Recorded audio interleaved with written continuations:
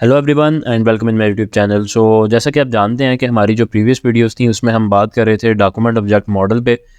आज की जो वीडियो है इसमें भी हम डॉक्यूमेंट ऑब्जेक्ट मॉडल के ही कुछ मेथड्स के बारे में बात करने वाले हैं।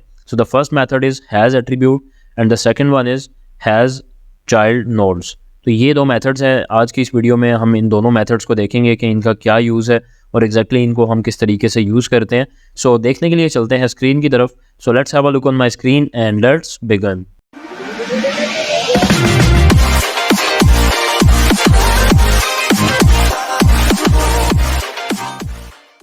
फर्स्ट ऑफ ऑल हमें एक फ़ाइल बनाना है जो कि as you can see here कि मैं यहाँ पे ऑलरेडी बना चुका हूँ myfile.html के नाम से।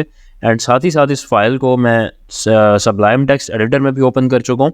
And as you can see here कि मैं इसको गूगल क्रोम में भी ओपन कर चुका हूँ। यहाँ पे अभी अगर आप देखेंगे तो हमने जस्ट एक डिव क्रिएट की है, उसके अंदर एक h1 है जिसमें कि आज का हमारा टॉपिक है। That's it. बट आप अभी हम क्या करने वाले हैं कि इन दोनों मेथड्स के बारे में बात करने वाले हैं। वन बाय वन हम इनको देखेंगे। फर्स्ट ऑफ ऑल हम बात कर लेते हैं हैज़ एट्रीब्यूट की।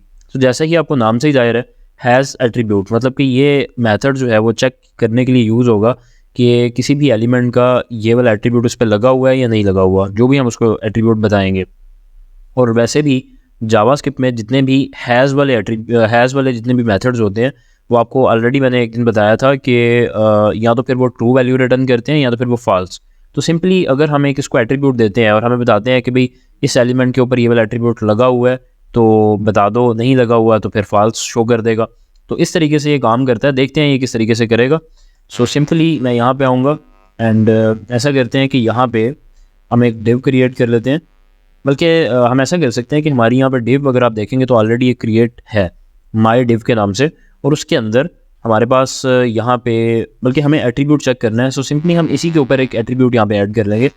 अभी के लिए मैं ऐसा करता हूँ, इसको सेव कर रहा हूँ और हम जावास्क्रिप्ट में आएंगे और यहाँ पे आके एक वेरिएबल क्रिएट कर लेते हैं डिव के नाम से, और इसमें हम अपनी डिव जो है उसको स्टोर कर लेते हैं by using its ID.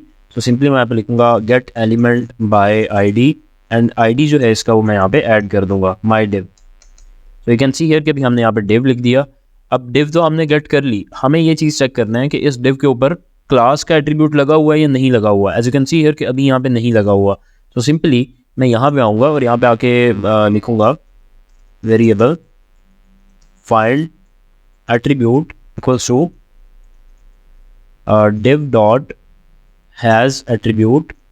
And यहाँ पे अब हमें उस एट्रीब्यूट का एग्जैक्टली नाम देना होगा। जैसे कि मैं अगर चेक करना चाहता हूँ कि इसके ऊपर क्लास का एट्रीब्यूट लगा है या नहीं, देन मैं यहाँ पे क्लास लिख दूंगा। अगर मुझे कुछ और चेक करना है जैसे स्टाइल का एट्रीब्यूट या कुछ और, तो वो मैं यहाँ पे जो भी एट्रीब्यूट का नाम होगा वो मैं यहाँ पे डिफाइन कर सकता हूँ। सिंपली मैं यहाँ पे आऊँगा, यहाँ पे आके मैं कंसोल डॉट लॉग करवा लेता हूँ फाइंड एट्रीब्यूट को।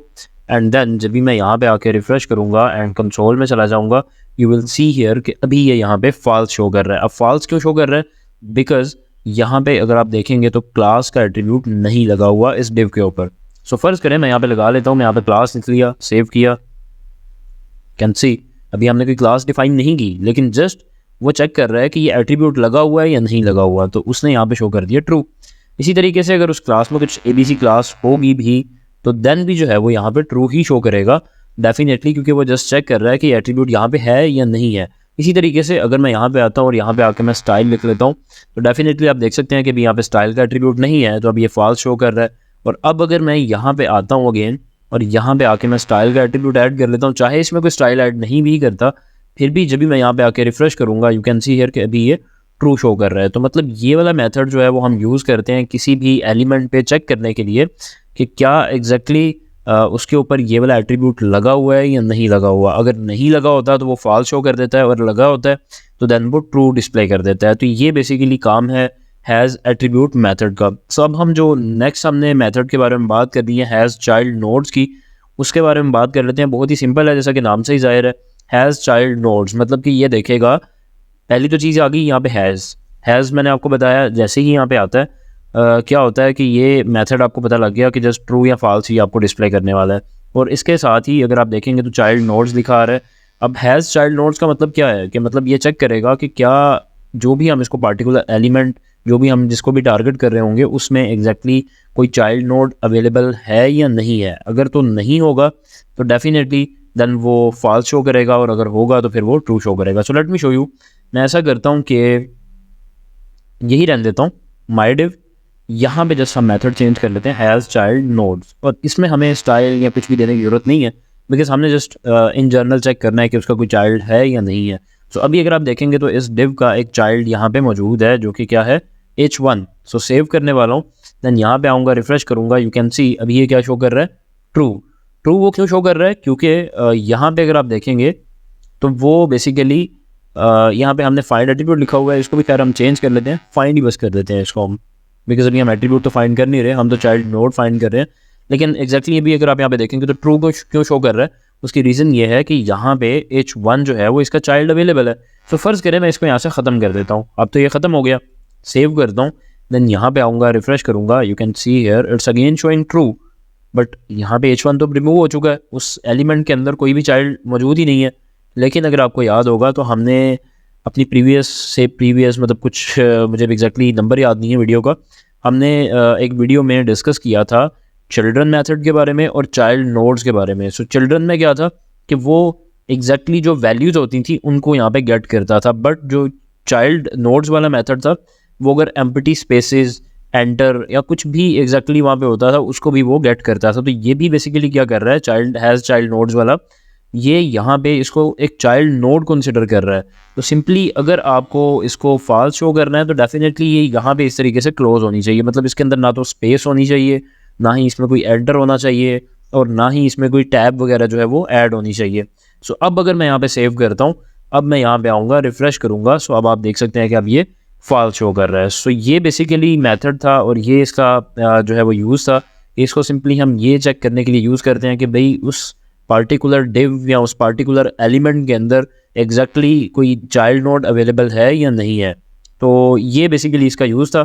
बाकी हैज़ एट्रीब्यूट का भी मैंने आपको बता दिया कि उसमें क्या होता है कि हम किसी भी चीज़ का एट्रीब्यूट फाइंड करते हैं कि उसमें एग्जैक्टली ये वाला एट्रीब्यूट अवेलेबल है या नहीं है। अगर होता है तो डेफिनेटली वो ट्रू शो करता है, नहीं होता तो वो फॉल्स शो करता है। सो ये बेसिकली छोटे छोटे कॉन्सेप्ट्स हैं, इनको आपको अभी से क्लियर करना है, और ये है कि इनकी आपको कहीं ना कहीं पे नेक्स्ट जब आप जावास्क्रिप्ट में कोड करते हैं ज़रूरत पड़ जाती है, तो सिंपली आपको इसको एज अ टूल लेके चलना है। मतलब आपने जितने भी मेथड्स अभी हम कवर आउट कर रहे हैं इन वीडियोज़ में, उनको आपको समझना है, और समझने के बाद आपने उनको याद रखना है। कम से कम आपको ये पता होना चाहिए कि एग्जैक्टली ये वाला काम जावास्क्रिप्ट में हो सकता है, ताकि अगर आपको कहीं पे कल को यूज़ करना पड़े, फ़र्ज़ करें आपने क्या करना है कि किसी का एट्रीब्यूट चेक करना है और उसकी बेस पे कोई डिसीजन लेना है, तो डेफिनेटली आपको अगर पता ही नहीं होगा कि हैज़ एट्रीब्यूट के नाम का कोई मेथड मौजूद है तो आप क्या करेंगे। लेकिन अगर पता होगा तो आप इसको यूज़ कर सकेंगे।